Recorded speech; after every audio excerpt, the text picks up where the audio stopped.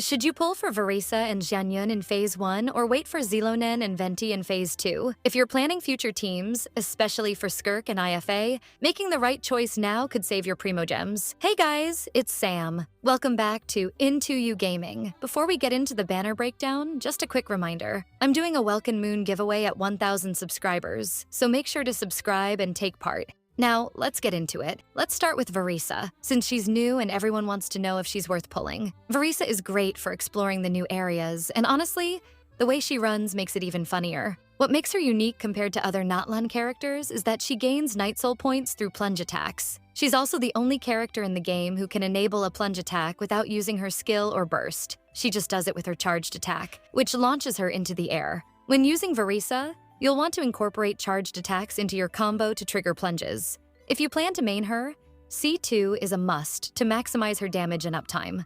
But since F2P players can't always go that far, it's better to aim for her C2 instead of her weapon. C1 is good, but C2 is a game changer for her kit. For her best team comps, she'll need characters who can help her with energy. Iansan, Oraran, or Fischl are great for that. Other strong supports include Chevreuse and Mavuika for overload teams, while Xianyun, Farina, and Xilonen work well for reaction-based comps. Now, let's talk about Xianyun. I actually have her but never leveled her past 60. I don't like plunge attacks, so I never really used her. I pulled her on impulse back when I was a beginner. But if you enjoy plunge playstyles, she's a solid support for Varesa. At C0, she's decent, and I built her for fun since this Abyss cycle focuses on plunge attacks. However, she really needs C2 to be a strong support, and pulling two characters with C2 is pretty expensive. If you've been saving for her, go for it. But if you're a F2P or a new player, skip her. She's basically a Xiao support. Instead, pull for Varesa or her constellations. Phase 2, Xilonen and Venti. Even though Venti is an Animo Archon, he's been power crept by Natlan characters in both combat and exploration. Right now, he's not worth pulling. He's still great at grouping, but only for small enemies. Heavy enemies ignore his crowd control, and with Abyss now throwing 7 million HP enemies at us before the boss fight, Venti won't be that useful, especially if you have Chaska.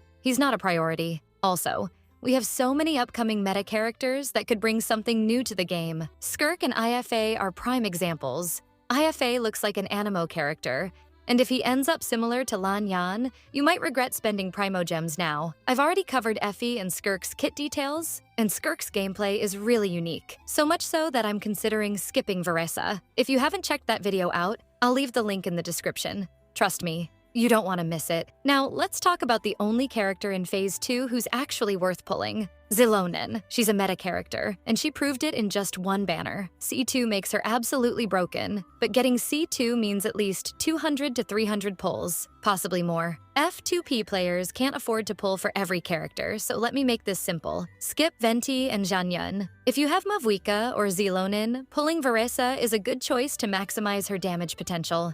If you don't have Xilonen, Varesa at C0 or C1 is still good, but saving for Xilonen C2 is better. If you're skipping the 5.5 banners, Xilonen is a must-pull. She's the best support in the game right now and can boost Skirk, Effie, and other meta characters' damage potential.